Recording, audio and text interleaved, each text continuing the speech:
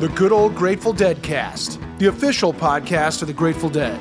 I'm Rich Mahan with Jesse Jarnow, exploring the music and legacy of the Grateful Dead for the committed and the curious. Today marks 60 years since the very first show by the Warlocks, May 5th, 1965, at Magoo's Pizza in downtown Menlo Park, California. By the end of the year, the band would morph into the Grateful Dead. There are no known tapes from until later in 1965, but for the new season of the Good Old Grateful Deadcast, we had a blast tracking down a few people who saw the Warlocks during their first month in action, including the very first gig. There are several perspectives on when and where that actually happened, though. Billy Kreutzmann's memoir, Deal, swears that the first show took place on April 1st, 1965, at the Menlo School in Atherton, a short walk from Magoo's. I don't know if I could put that in that order at all. It came after, in my opinion. We are so honored today to welcome to the Deadcast Connie Bonner Mosley. Along with her buddy Sue Swanson, Connie was one of the band's first two fans. She was a Warlocks maniac and went back even further than that, first making friends with Bobby Weir when he was just a young folkie. He would come to Palo Alto High School and sit on the lawn at lunchtime with his best friend at the time, Dave Swank, who went to Palo Alto High School, and so Weir would show up. And they would sit and play their guitars at lunch. And that's what I remember, them as a duo. And often Joan Baez would do that. She had been a Palo Alto High School graduate. I know you, rider, gonna miss me when I'm gone. I know you, rider, you're gonna miss me when I'm gone. Gonna miss your pretty mama.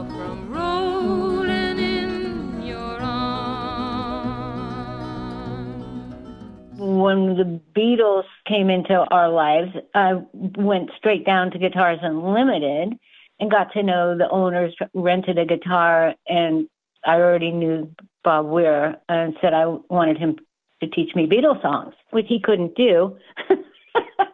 He said they were too hard. And we didn't know how to play. He didn't know how to play them yet, but he taught me Long Black Veil and how to blow smoke rings across the room, because he was one of the best smoke ring blowers ever. She roams these hills in a long black veil. She visits my grave when the night winds wane. When I walked out of the cubicle that we're, filled with smoke and taught me Long Black Veil, Jerry was standing there with Pigpen. And that was my first time meeting Jerry. And Pig had been in my high school, so I had seen him in the hallway. He looked exactly like he always did when he walked into high school, Palo Alto High School. Vest, buttons, cap. The last time I saw him walking down the hallway, the esteemed Palo Alto High School, next door to Stanford University, where all the student population were sons and daughters of the professors. He came walking down. He had a girl on each arm. We don't know where he found them. And he might have been drinking. He might not. But that was the last time I saw him in high school. I said, Mama got a rub ball and Sister got a tub. Going around doing the rub, ain't it crazy? Ain't it crazy? Ain't it crazy one day to keep on rubbing that thing? I also saw them as Mother McCree's Uptown champions, and this was a big transition, really. They were so deep.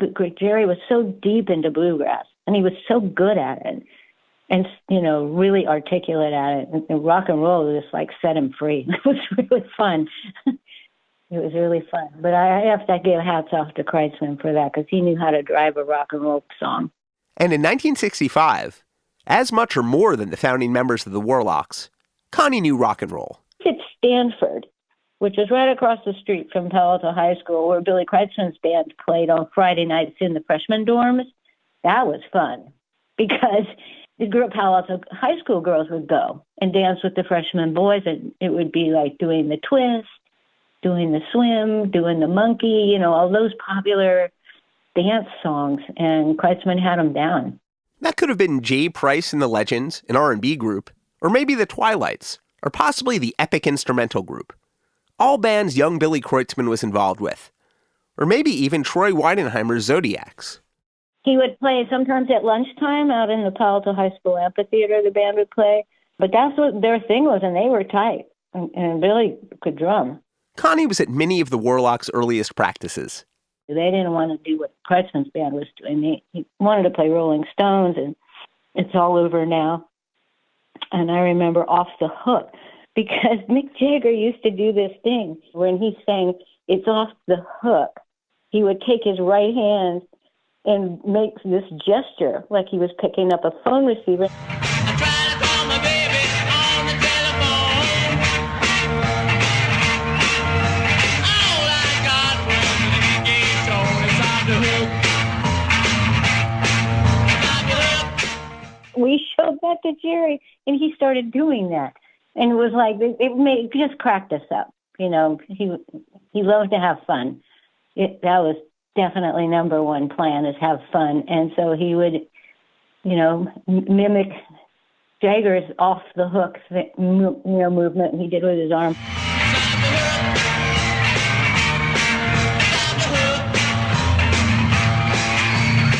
I know he did a Loving Spoonful song. What a Day for a Daydream. What a day for a daydream. What a day for a daydreaming boy. And now I'm lost in a daydream, dreaming about my bundle of joy. The Warlocks debuted sometime in the spring of 1965. Connie was at the very first Warlocks show at Magoo's Pizza in downtown Menlo Park, which will continue to date as Wednesday, May 5th, 1965. They had him up against the front window. So looking towards the front window, I just remember Jerry sitting on a stool and kind of facing Weir and not looking at the audience or people eating pizza, whatever you want to call it. And afterwards I said, you need to get rid of that stool and stand up and you play rock and roll. You can't play rock and roll sitting down looking at the drummer. And so he got rid of the stool. Lately, the storefront that housed Magoo's has reopened as a bar called Loretta. Wednesdays are once again Warlocks nights. We have another good reason to confirm that Magoo's was the first Warlocks show, because we spoke to someone who preferred a different local pizza spot. I didn't care for Magoo's, but there was a round table nearby, and that was my go-to pizza at that time and place. Ron Petrowski was a classmate with a future Warlock, having briefly attended the Menlo School with Bobby Weir, as well as future Kingfish member Matt Kelly, before Weir's transfer to Menlo Atherton, where he decidedly didn't finish his high school career. Matt Kelly and I were classmates. We all played football, C team, below junior varsity. And Bob was a lineman. By the spring of 1965, Ron had dropped out and back into Menlo School. I dropped out and went back. My senior year, this puts us square in the spring of 65. I was studying for final exams in the library, and a friend of mine said that Bob Weir was in a band called the Warlocks, and they were going to be playing at the Student Union that night. I thought, oh, that's cool. From here, we can date it a little more. It was May, because I was studying for finals. Graduation was June 3rd, so finals would have wrapped up probably by May 23rd, somewhere in there. And I probably saw them because I was studying for those finals, and finals ran a whole week. So that would put it in the middle of May. It was probably a weekday, but it might have been like a Friday. That year, it seemed like finals would have wrapped on Friday, May 21st. So the gig would have been sometime that week, besides May 19th when they were at Magoo's. The next week, Phil Lesh would come down and see the band for the first time. So I walked over. They had already started playing. And the student union is very small. Of course, I haven't been back there since that night. The front of the building, it was a row of these glass doors with push bars on them. And you went in on the far right door, and the band was set up with their backs to the front of the door. I mean, all those doors. That's where they set up. And there was no stage or risers or anything. They were just standing on the floor, wires on the floor and everything. And there were probably 35 to 45 people there, maybe 50 max. It wasn't real loud because it was real small. They were good for what they were doing, which was R&B covers, radio hits.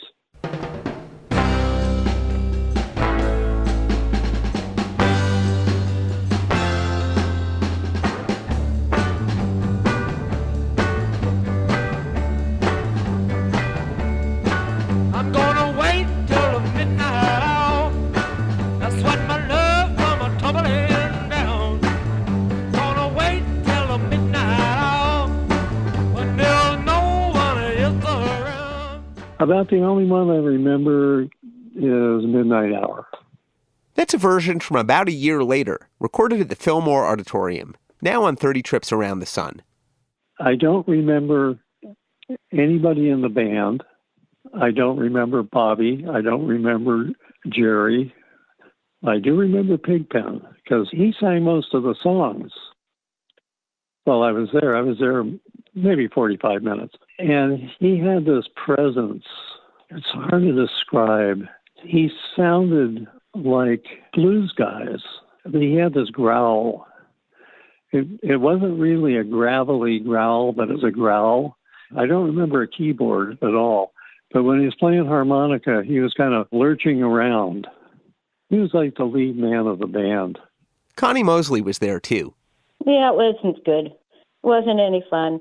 It's a college prep for wealthy young people would come from Chile, Colombia, Egypt, Lebanon, Europe. They came, they had money to send their boys, and I'm only remembering boys. As I recall, there wasn't much dancing. People were mostly standing around just watching them play. Another Menlo School student, though almost certainly gone by then, was Robbie Krieger, soon to co-found the Doors back in L.A. The Menlo School didn't transition into a co-ed school until 1979. Just was uptight. Didn't feel very good to not have any girls there. But it could have been a matter of 5 days later they were at Magoo's. But I know Magoo's was a big hit. Different vibe, totally. Generally, the Warlocks played Wednesday evenings at Magoo's.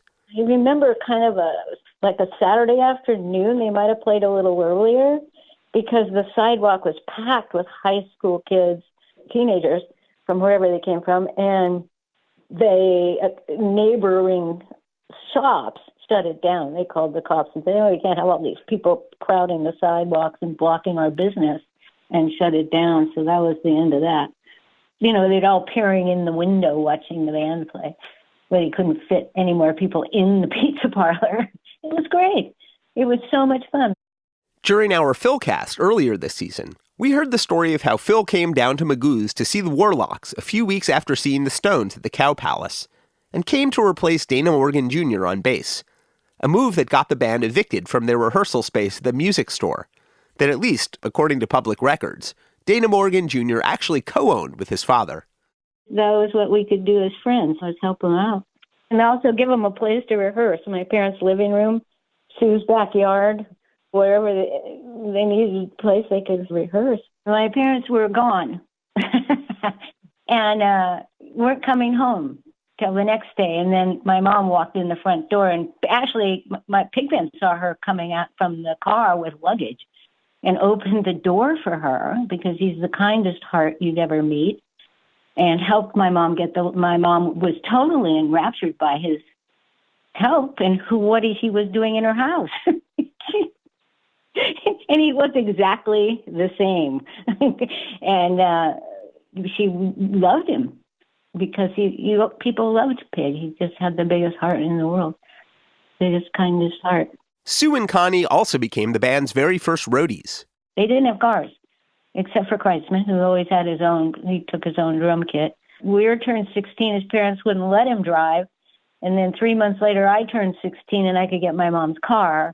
And then a couple months after that, Sue turned 16 and she got a car for her birthday so we could haul him around. Somebody had to do it.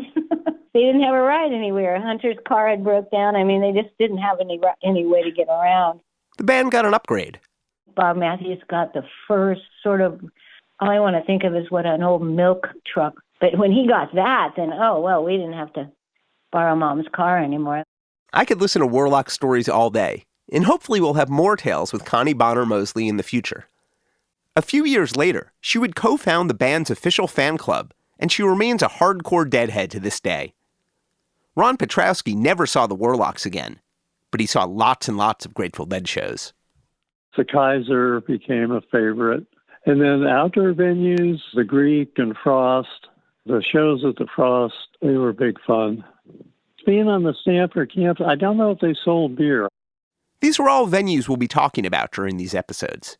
If you saw the Dead at any of them, you might have been shoulder to shoulder with some fans who'd seen the Warlocks. I was just a regular schmo with a ticket. Hey folks, make sure to stay tuned to the good old Grateful Deadcast as we explore classic Grateful Dead venues featured in the new 60th anniversary Grateful Dead box set, Enjoying the Ride. New episodes air every other Thursday through season 11. Executive producer for the good old Grateful Deadcast, Mark Pincus. Produced for Rhino Entertainment by Rich Mahan Promotions and Jesse Jarno. Special thanks to David Lemieux, Brian Dodd, and Doran Tyson. All rights reserved.